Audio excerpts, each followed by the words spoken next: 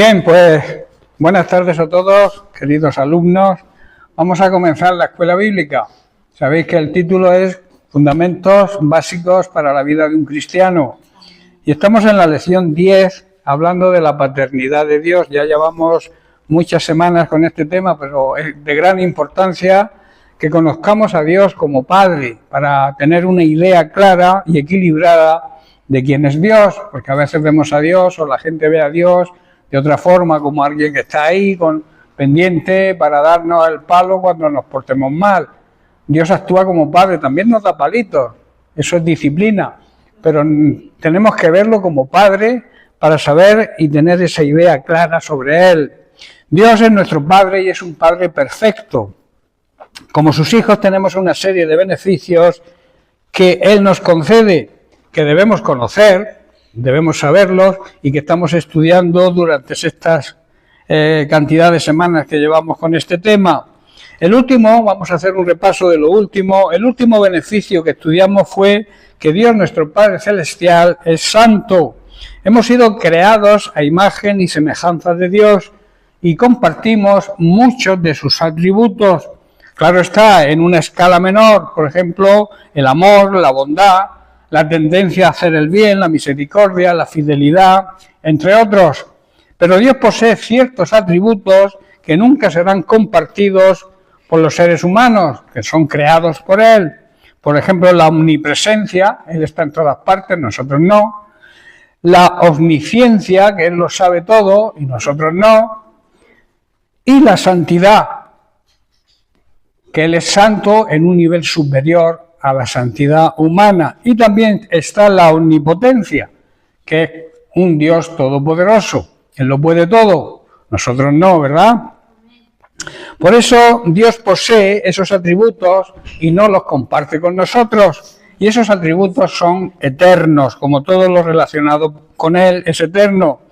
¿Por qué? Esta es la pregunta que nos hacíamos. ¿Por qué se repite 3 veces santo, santo, santo por los ángeles y querubines que rodean el trono de Dios? En la cultura judía, la repetición de un nombre o una expresión 3 veces era muy común y expresa una intensa confianza en su propia adoración. También esta expresión habla de la naturaleza trina de Dios, las 3 personas de la Trinidad, lo que la Biblia llama deidad o divinidad, porque la palabra Trinidad no aparece en la Biblia, pero sí aparece deidad o divinidad, que significa lo mismo. Cada uno es igual en santidad, grandeza, poder y majestad, y los 3 forman lo que es Dios.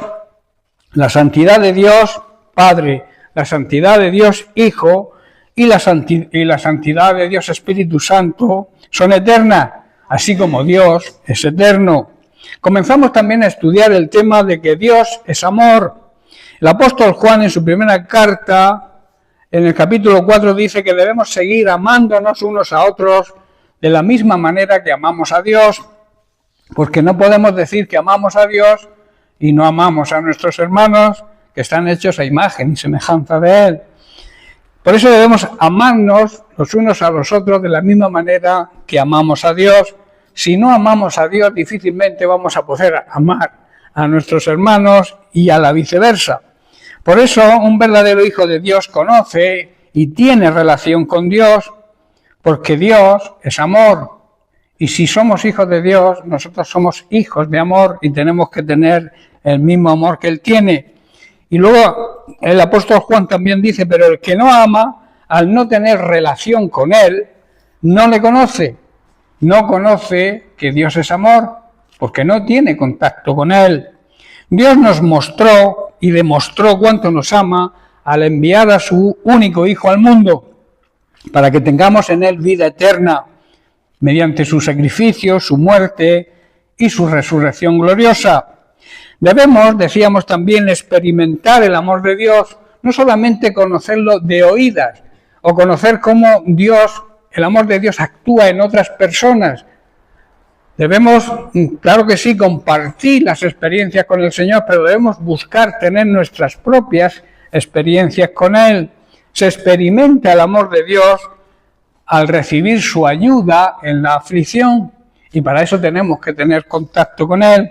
Cualquier tipo de prueba y de aflicción se experimenta cuando buscas la ayuda de Dios, se experimenta su amor y su misericordia.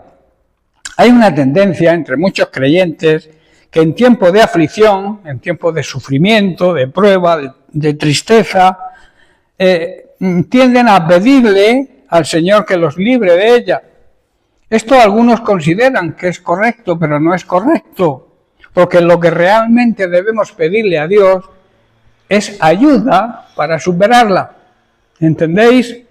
Por tanto, la actitud de todo buen creyente, de todo hijo de Dios frente a la aflicción, no sería pedirle a Dios que la librara de ella, sino pedirle su ayuda, su protección, su amor, su misericordia, y que nos dé su protección y la gracia, el poder que capacita para superarla. La Biblia nos dice que apedrearon a Pablo.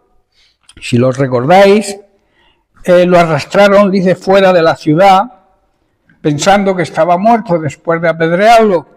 Pero los creyentes lo rodearon y él se levantó a un tiempo y regresó a la ciudad. Recordemos que Pablo en ese tiempo en que supuestamente estaba muerto, fue arrebatado por el Señor.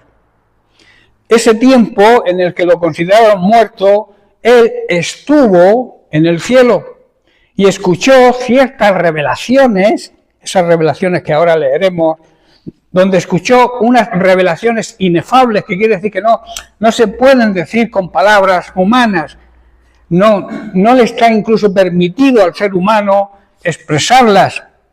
Tuvo unas grandes revelaciones de lo que era el cielo y del amor y la misericordia de Dios, porque Pablo luego asegura, de aquel hombre me gloriaré, estaré orgulloso de que Dios me permitiera ver el cielo y su amor y su misericordia, pero de mí mismo, dice, no me gloriaré, sino en mis debilidades.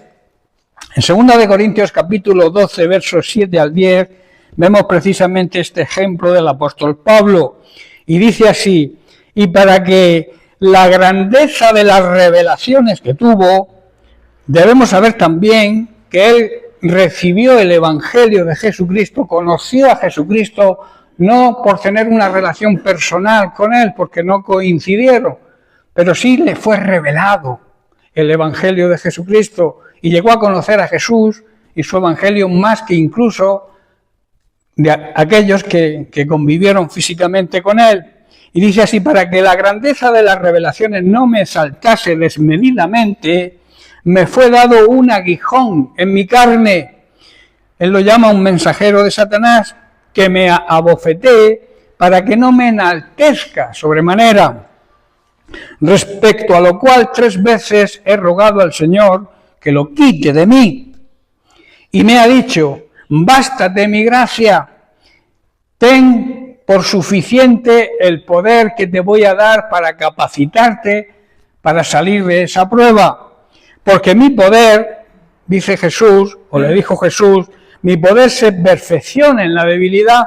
Por tanto, de buena gana me gloriaré, dice Pablo, más bien en mis debilidades, para que repose sobre mí el poder de Cristo. En otras palabras, para que el poder de Cristo actúe en mí. Por tanto, dice el verso 10, por lo cual, por amor a Cristo, me gozo en las debilidades, soy dichoso en medio de la debilidad, en afrentas, en necesidades, en persecuciones, en angustias. Aquí Pablo está enumerando lo que era el aguijón para él. Todas esas persecuciones, todas esas afrentas, debilidades, necesidades y angustias eran el aguijón para que no se enorgulleciera. ¿Entendéis? Otros consideran también que tenía una enfermedad física. Aparentemente, según la Biblia, era una enfermedad en la vista, pero yo creo que eran las dos cosas, y sobremanera esta, el aguijón que él tenía, que vuelvo a repetir, lo llama un mensajero de Satanás, era para que no se enorgulleciera, para que no tuviera soberbia y se considerara, por haber visto esas revelaciones, mejor que otra persona. ¿Entendéis, no? Porque cuando soy débil, sigue diciendo Pablo, entonces es cuando soy fuerte, porque, repito, el poder de Dios actúa en mí. Cuando una persona no ha pasado por el crisol de la prueba y la aflicción, lo más normal es que tenga tendencia a sentirse orgulloso y soberbio ante los demás. Al pasar por la prueba y la aflicción, y al aceptar la ayuda de Dios, nos volvemos humildes, que es todo lo contrario al orgullo y la soberbia. Pablo había recibido de Dios revelaciones tan maravillosas que podían hacerle pensar que era alguien especial. Así que para impedir que se volviera orgulloso, se le dio una espina en su carne. Pablo, repito, lo llama un mensajero de Satanás para así impedir que se volviera orgulloso. ¿Estáis entendiendo? En 3 ocasiones, dice Pablo, le suplicó al Señor que le quitara ese aguijón, pero Jesús le dijo, mi gracia, mi poder capacitador es todo lo que te hace falta. Mi poder actúa mejor cuando tú reconoces tu debilidad. Cuando nosotros reconocemos nuestra debilidad, es cuando el poder del Señor actúa en nuestra vida. Si tú te consideras orgulloso, si tú te consideras mejor que nadie, el poder de Dios no actúa en ti, porque el poder de Dios se perfecciona, actúa perfectamente cuando nosotros nos consideramos y aceptamos que somos débiles. Esto es una gran enseñanza, hermanos, para nosotros, para que no nos volvamos orgullosos y soberbios, pensando que somos mejores que otras personas. Repito, la Biblia dice que Dios no hace acepción de personas. De la misma manera que como nosotros, padres, nunca debemos hacer acepción con nuestros hijos. Que los hijos noten que tú quieres a un hijo más que a otro. Eso es una gran enseñanza aquí también. No hacer acepción de personas es no considerar a ninguno de nuestros hijos superiores a los otros. Si tenemos varios, claro. Si tenemos uno solo, no. Pero si tenemos varios, no podemos. Que ellos noten que tenemos predilección por uno y menosprecio por otro. ¿Estáis entendiendo, verdad?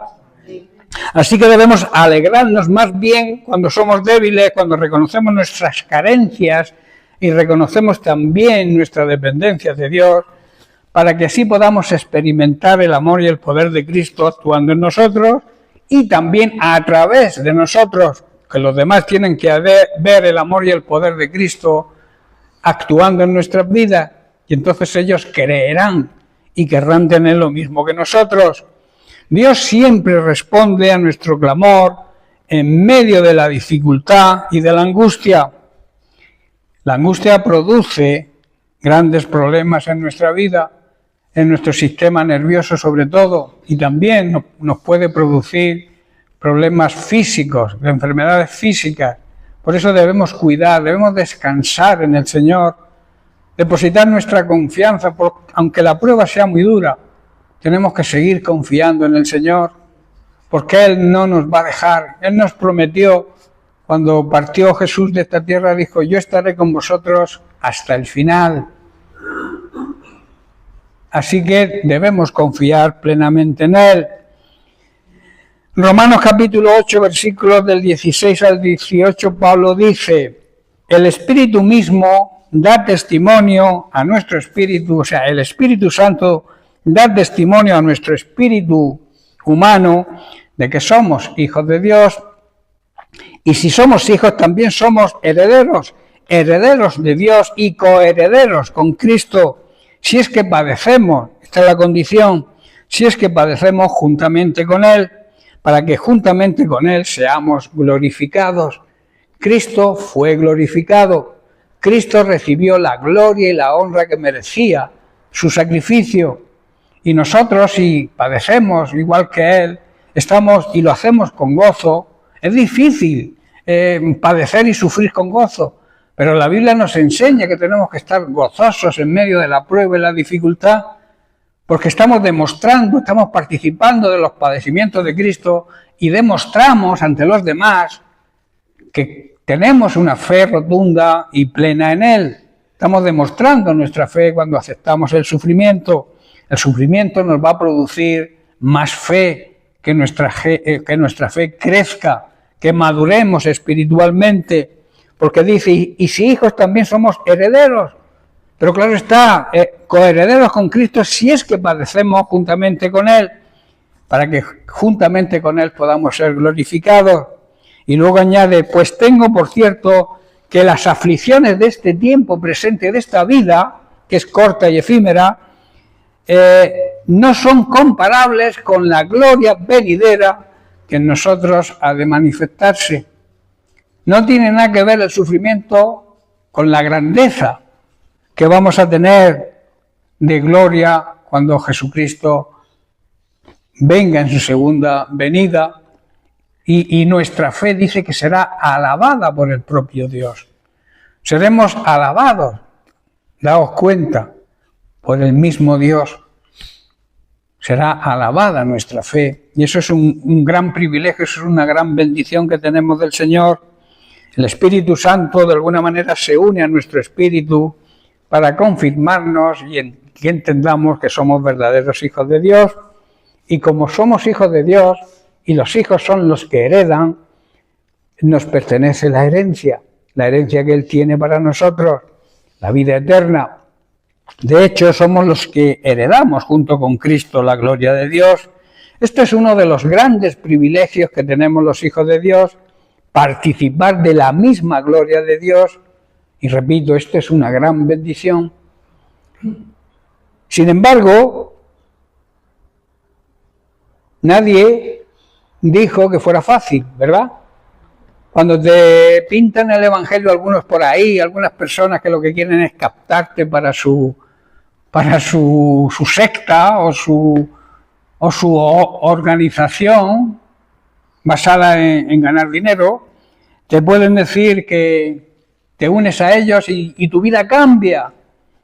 Vas a tener todo lo que quieras. No es todo lo que quieras. Dios te promete que cubre tu necesidad. Igual te da de vez en cuando algún capricho, pero lo que realmente nos cubre el Señor cuando nosotros nos preocupamos de ser buenos cristianos, de vivir una vida justa, de intentar que su reino avance, lo que Él nos promete es cubrir nuestra necesidad, que ya es bastante, ¿verdad? Y si nos portamos bien también nos puede dar algún regalito que otro, si somos buenos hijos, ¿verdad? Como hacemos los padres naturales. Si vamos a participar de su gloria, también debemos estar dispuestos a participar de su sufrimiento. Él fue experto en sufrimiento. Repito, nadie dijo que sería fácil. Y si alguien te lo ha dicho, te ha mentido. ¿Amén? Amén.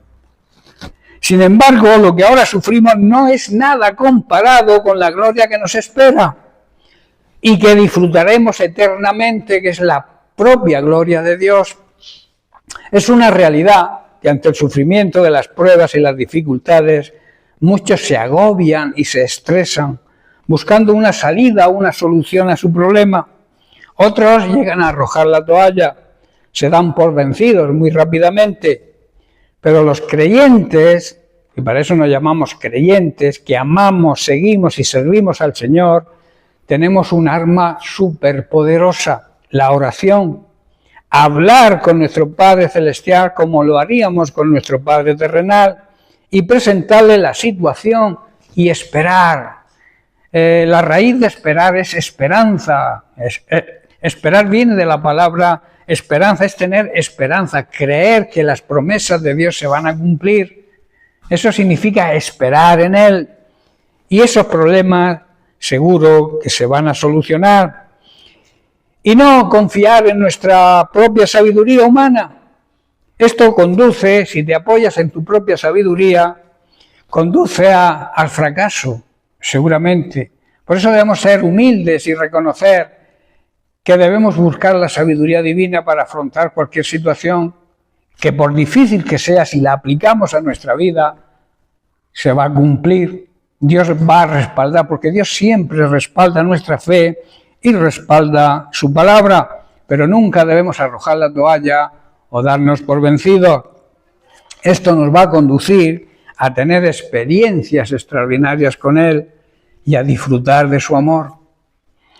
Como Pablo afirma, Dios a través de su Santo Espíritu nos ayuda en nuestra debilidad y nos enseña la manera correcta de pedir, porque muchos piden para su propio beneficio, para sus propios placeres, pero el Espíritu Santo nos muestra cómo debemos pedir al Señor. Así lo expresa el apóstol Santiago, cuando dice, no recibís. ¿Por qué no recibís? Porque no sabéis pedir. Pedís mal, para vuestro jolgorio y para vuestros placeres carnales. Mucha gente ante situaciones difíciles le preguntan al Señor, Señor, ¿qué debo hacer? Parece ser una buena actitud, ¿verdad? Pero es un error. No podemos decirle al Señor eso, puesto que esto implica que priorizamos lo que nosotros queremos hacer. ¿Entiendes? Si tú le dices al Señor, ¿qué debo hacer? ¿Qué debo hacer yo? O sea, ¿qué es lo que yo quiero hacer? Quiero que tú me lo confirmes y me apoyes. El problema es que a pesar de que estamos buscando la guía y la ayuda del Señor, la atención está puesta en nuestra capacidad para resolver los problemas y queremos que Dios nos ayude según nuestra forma de afrontarlos, que realmente está limitada a la sabiduría humana. Debemos buscar la sabiduría, repito, la sabiduría divina. De ahí la importancia de lo que le preguntemos a Dios en oración. Esta sabiduría divina, cuando la pedimos a Dios, Él nos la va a conceder en abundancia y no nos va a reprochar nada. Por tanto, nuestra pregunta al Señor cuando estamos en oración y en una buena relación de intimidad con Él y ante los problemas, debe ser, Señor, ¿qué vas a hacer con mi problema? Esa es la pregunta ideal que deberíamos hacer, dejar en sus manos la respuesta a nuestro problema, porque Él lo conoce. Él sabe por qué estamos pasando, Él sabe por la aflicción que estamos pasando, Él sabe por la prueba que estamos pasando. Pues decirle, Señor, tú sabes el problema, ahí está en tus manos. ¿Qué vas a hacer con mi problema? Porque yo soy tu hijo y tú me amas. ¿Estás comprendiendo? Y luego de plantearle esa pregunta, esperar confiadamente y con paciencia su respuesta, la cual a su tiempo, en el tiempo oportuno de Él, nos vendrá. Si no lo hacemos así, seguramente fracasaremos al dejarnos llevar por nuestras propias ideas en vez de buscar el plan y la sabiduría divina. Cuando le preguntamos a Dios qué vas a hacer, es que confiamos plenamente en su amor y en su gracia y priorizamos los consejos y la ayuda de Dios por delante de nuestra capacidad humana para salir de nuestra crisis. Sabemos y confiamos que Él nos va a sacar de cualquier situación difícil que nos agobia y nos angustia. Y esto significa tener experiencias maravillosas con Él. Porque si todo nos va bien y no tenemos este tipo de experiencia, nunca conoceremos la grandeza del amor de Dios. Los planes de Dios son siempre perfectos y Él quiere y desea lo mejor para nosotros. Y cuando confiamos en su sabiduría, en su poder y en su amor, cuando tenemos preciosas y grandes experiencias, Él actúa siempre en nuestro favor. Abrirá o cerrará puertas, según sea el caso. Para Él nada hay imposible. Nuestro Dios es un Dios de lo imposible, es un Dios de milagros. Nosotros solo debemos obedecer y confiar en Él. David entendía esto perfectamente y por eso escribe en el Salmo 37, versículo 5, encomienda al Señor tu camino y confía en Él y Él hará. Debemos poner todo en la mano poderosa de nuestro Dios, todo lo que hacemos, todos nuestros problemas y toda nuestra vida, nuestros planes, ponerlos en sus manos y luego tener fe y confianza. Y Él, siempre repito, respaldará esa fe y esa confianza y nos responderá. En medio de la aflicción debemos ser sabios y buscar siempre su ayuda y su consejo, sabiendo que Dios siempre está a nuestro lado, que nos ama y nos ayudará en todo momento. Dios es nuestro Padre Celestial, no lo olvidemos, y un padre ama a sus hijos, y nos ama como un buen padre ama a sus hijos terrenales, o debería amarlos. Hay algunos padres terrenales que lamentablemente no se comportan bien, pero la mayoría, los buenos padres, siempre quieren lo mejor para sus hijos. De ahí que debemos estar seguros y confiados en su gracia, en la gracia de Dios, que nos va a ayudar en medio de cualquier aflicción, problema o angustia. Él nos capacitará para afrontar situaciones por muy difíciles que nos parezcan. Amén. Además de Dios es amor, hay que tener en cuenta que Dios también es un Dios justo. En el Salmo 103 vemos que es un himno de alabanza y de reconocimiento de los atributos de Dios y un llamado a imitarle como nuestro Dios y Padre Celestial. Todo buen hijo y todo hijo sabio siempre debe imitar a un buen padre. En este salmo escrito por David se resalta, entre otros atributos de Dios, sobre todo la justicia en primer lugar. El versículo 6 del Salmo 103 dice: el Señor da rectitud y hace justicia a los que son tratados injustamente. Si tú estás siendo tratado injustamente, confía en la justicia de Dios. Él te hará justicia, Él te defenderá y dará el pago que corresponda a cada uno. Dios es un juez justo, no prevarica. Reconoce los derechos de la gente que sufre injusticias, los defiende y les hace justicia. En Deuteronomio capítulo 32, la primera parte del versículo 35 dice: mía es la venganza, o sea, yo haré justicia, y la retribución daré su merecido, aplicaré la justicia. Y en Hebreos capítulo 13, verso 30, vemos la confirmación de esta promesa en el Nuevo Testamento. Está en el Hebreos capítulo 10, versículo 30, en la primera parte del versículo dice: pues conocemos al que dijo. ¿Quién lo dijo? El propio Dios. Yo tomaré venganza, yo les pagaré lo que se merecen. Por eso si hay personas que están siendo injustas contigo, no las maldigas, ora por ellos y deja que el Señor te haga justicia. Debemos saber en primer lugar que no debemos tomarnos la justicia por nuestra mano. Debemos confiar que Dios nos va a hacer justicia. Amén. Esa es la realidad de lo que el escritor de Hebreos y Moisés nos dice.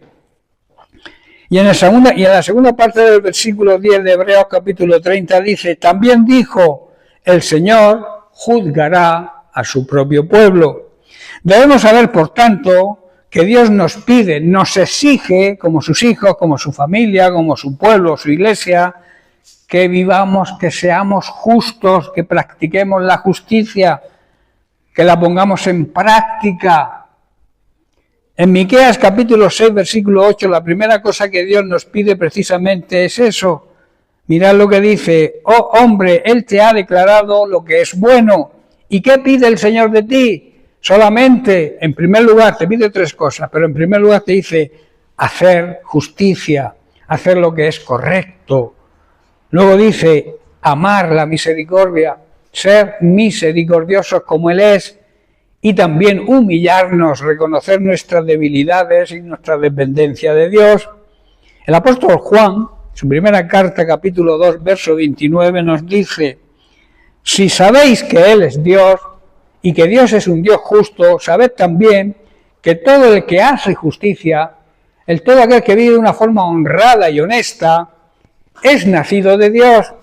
O sea, demuestra que es hijo de Dios.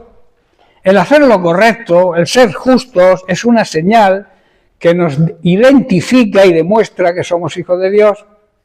La gente va a reconocer que somos hijos de Dios cuando vea esa señal en nosotros. Cuando vea que no nos tomamos la justicia por nuestra mano, que nosotros somos justos, personas honradas, cabales, que no mentimos, que no robamos, que somos personas que la gente pueda confiar en nosotros.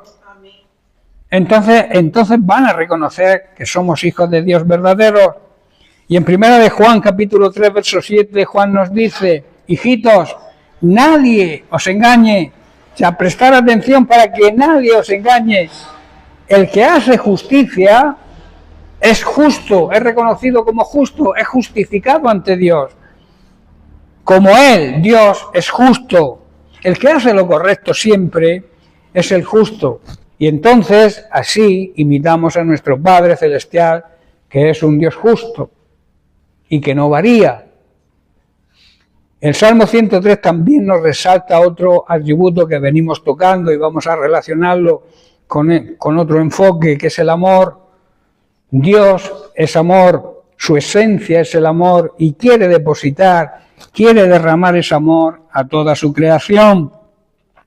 Seguimos con el mismo Salmo, ahora el versículo 8 dice: el Señor es compasivo y tiene misericordia, es lento para la ira, es lento para enojarse y está lleno de un amor inagotable, un amor que nunca se acaba ni nunca se acabará. Verso 11 dice: pues su amor inagotable hacia los que le temen es tan inmenso como la altura de los cielos sobre la tierra. Aquellos que le honran, le obedecen y le respetan, son los que andan en el temor de Dios. El amor de Dios, ese amor que es más grande que la inmensidad del cielo y de la tierra, nadie puede medir su magnitud. Ese amor se derramará sobre ellos, sobre aquellos que le temen. Verso 13: el Señor es como un padre con sus hijos, tierno y compasivo con aquellos que le temen. Vuelve a repetir la obligación, la exigencia. Cuando la Biblia repite mucho una frase es porque es de gran importancia, y aquí habla del temor. El temor, repito, es honrar, respetar y obedecer a Dios en todo. Versos 17 y 18: pero el amor del Señor permanece para siempre. Vuelve a repetir: con aquellos que le temen. Su salvación se extiende a los hijos de los hijos, o sea, aquellos que tememos a Dios, que amamos en el temor de Dios, que le honramos, le respetamos y le obedecemos. Esa bendición que recibimos, nosotros también se transfiere a nuestra descendencia, a nuestros hijos. Dice: su salvación se extiende a los hijos, de los que son fieles a su pacto, de los que le obedecen su palabra, sus mandamientos. En estos versículos vemos que el salmista resalta el amor y la misericordia de Dios por aquellos, repito, que le honran, le respetan y le obedecen. Y ese amor es tan grande, es tan inmenso, como grande es el universo. Nadie conoce sus límites. Ningún científico, moderno o antiguo, ha podido determinar los límites del universo. Es imposible. Para la mente humana, para la sabiduría humana, es imposible calcular la grandeza del universo que Dios ha creado. Solamente se puede comparar con su propia grandeza, que es ilimitada, y su amor ilimitado y tan intenso que nadie ha podido calcular. Con quienes lo honran, Dios es tan tierno como un buen padre con sus hijos. Y repito, va pasando de padres a hijos. El amor de Dios es tierno y bondadoso. No se enoja fácilmente. Él tiene paciencia con aquellos que le crean problemas en el sentido de que pecan, demostrando así la grandeza de su amor. Dios siempre es y será el mismo. Dios ama y siempre les hace justicia a los que viven en el temor de Dios, y llega a su descendencia. Repito, esto es importante que lo sepamos, que lo que hagamos nosotros repercute en nuestros hijos. Tenerlo en cuenta, presente. Los hijos siempre imitan a los padres, los hijos siempre ven a sus padres como el modelo a seguir, y si el modelo no es digno de seguir, pues mirar cómo acabarían, ¿verdad? Si siguen a una persona, a un mal padre, pues acaban como acaban los que hacen el mal, ¿verdad? Romanos 5:8, Pablo lo expresa así: mas Dios demuestra su amor para con nosotros, los seres humanos, en que siendo aún pecadores, siendo sus enemigos, porque todo pecador es enemigo de Dios, Cristo murió por nosotros. Y todos conocemos el mini evangelio, el Juan 3:16, el propio Jesús dijo: Dios amó tanto al mundo, al ser humano, a su creación, que Dios entregó a la muerte a su único Hijo, para que todo el que crea en Él no se pierda, reciba el pago del pecado, la condenación eterna, que no se condene, sino que tenga vida eterna. Ese es el propósito de Dios, que nadie se condene.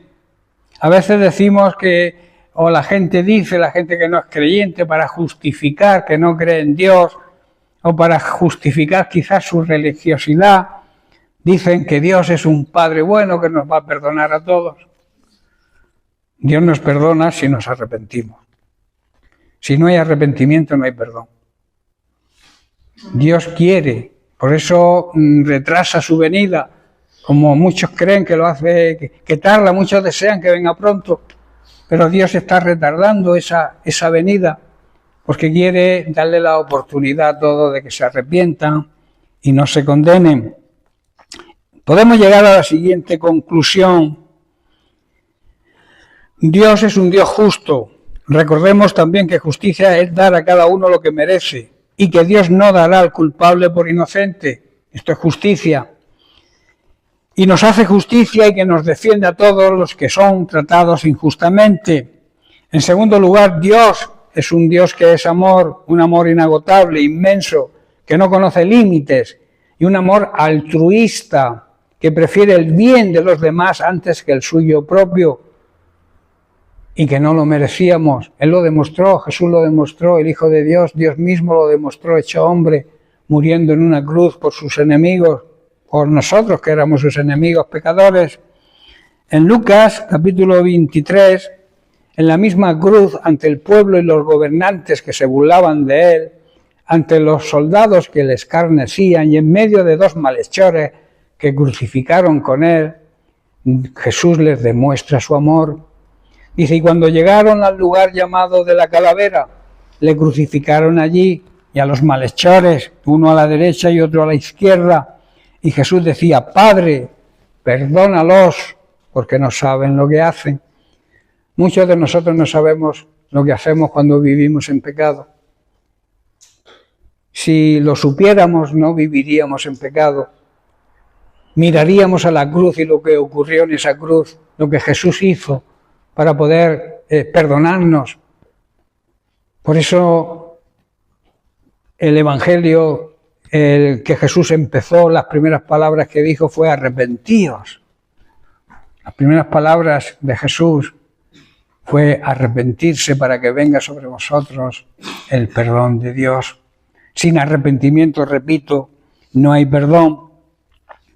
A Jesús le crucificaron, como he dicho, entre malhechores, por los cuales también les demuestra su amor. Y dijo Jesús a uno de ellos que clamó por su salvación, Dios siempre escucha la oración de un pecador arrepentido. Cuando este hombre le dijo, acuérdate de mí cuando vengas en tu reino. Entonces Jesús le dijo, demostrándole su amor, de cierto te digo que hoy estarás conmigo en el paraíso. No se puede tener, hermanos, más amor que este. Es un amor muy difícil de entender con la mente humana. Tenemos que andar en el Espíritu para poder comprender la grandeza del amor de Dios, la grandeza de su perdón.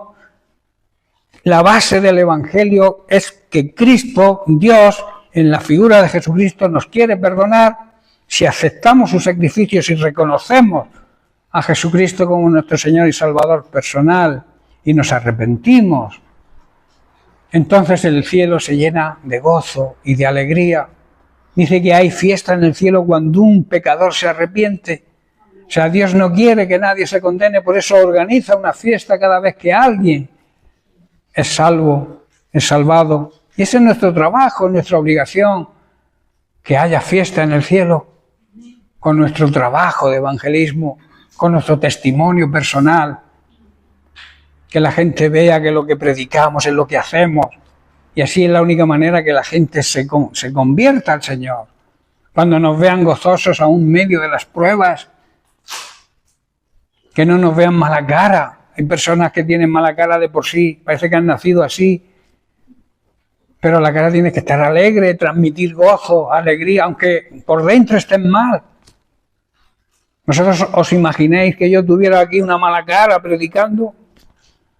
pues os transmitiría mi mal humor. Yo no puedo hacer eso. Ni yo ni vosotros tampoco, si queréis evangelizar a la gente que os rodea. No se puede, hermanos, tener más amor que este. Es un amor, el amor de Cristo, un amor difícil de entender, repito, con nuestra mente humana. Un amor que, aunque no merecemos, recuerda que éramos sus enemigos.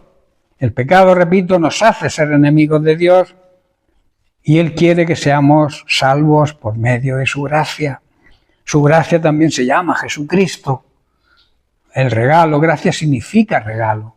La gracia tiene dos enfoques, el que hemos estudiado antes, el poder capacitador para superar cualquier problema o dificultad, y también se llama Jesucristo, el remedio de Dios para la salvación del ser humano. Eso es gracia, y es un regalo que aunque no merecemos, Él lo hizo por amor, por ese amor tan inmenso que nos tiene. Ese amor está disponible, hermanos, hoy para toda la humanidad, a la cual Dios ama. No nos ama a nosotros solo, ama a toda la humanidad, toda la creación. Por eso entregó lo que más amaba, nos hizo el regalo de su unigénito Hijo y lo llevó a la muerte para, si le aceptamos y le recibimos, nos pueda conceder la salvación a través de Él. Repito y termino, Dios es justicia, dar a cada uno lo que merecen sus actos, pero también Dios es amor, demostrado en la cruz del Calvario. La justicia y el amor siempre van unidas. No hay justicia sin amor y no hay amor sin justicia, porque son inseparables. ¿Amén? Bien, pues lo dejamos aquí y seguiremos la semana que viene. Que Dios les bendiga.